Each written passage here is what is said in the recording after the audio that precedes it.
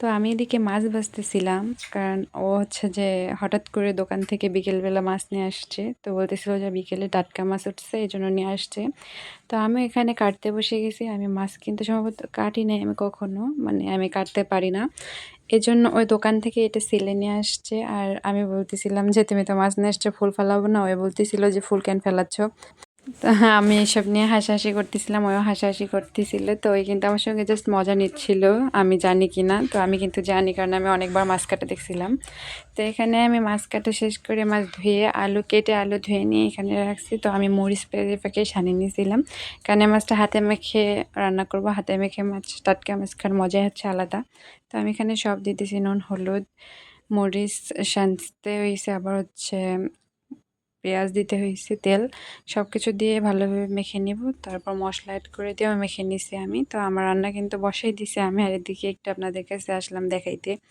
ওইটা হচ্ছে আমাদের পিছনে রান্নাঘর। তো রান্না কিন্তু ওখানে হয়, রান্নাঘর ওইটা। আর এটা কিন্তু অনেক যত্ন করে বানানো হয়েছে।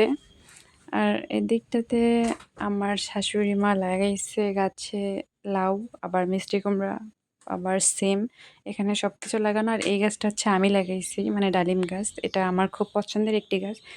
আমার হাজব্যান্ড আমাকে কিনে নিয়ে এসে দিছিল, তো আমি লাগাইছি দুজন মিলে। আর এদিকে কিন্তু আমি দেখাচ্ছি, এটা মিষ্টি কুমড়ার পাতা, আবার নিচে হচ্ছে এটা মানে লাউ পাতা। মানে মিষ্টি কুমড়া আর লাউ একসঙ্গে গাছ গাড়ানো, মানে একসঙ্গে দুটো গাছ হয়ে গেছে। আর এদিকে আতা পাতাবাহার, আর এদিকটা হচ্ছে ফুল লাগানো, মানে ফুলের গাছ নিয়ে আসছিলাম অনেক আগে শখ করে, কিন্তু আমার ছেলেগুলো সব ভেঙে ফেলছে। পিছনে দেখেন আমার ছেলে গাছ ভাঙতেছে, আমি এটাও দেখাইছি আপনাদেরকে। তো আমার কিন্তু ভিউটা সুন্দর লাগে, আকাশের উপরে অনেক সুন্দর ভিউ দেখা যায়। আজকে কিন্তু একটু ঠান্ডা ওয়েদার, মানে একটু বাতাস যাচ্ছে। বাতাস বলতে আজকে হয়তো বৃষ্টি আসবে, এই জন্য একটু এরকম ওয়েদার। তো এর ফাঁকে আমি রুম থেকে ওকে জাম্বুরা নিয়ে এসে দিলাম, কারণ ওর বাবা জাম্বুরাও নিয়ে আসছে।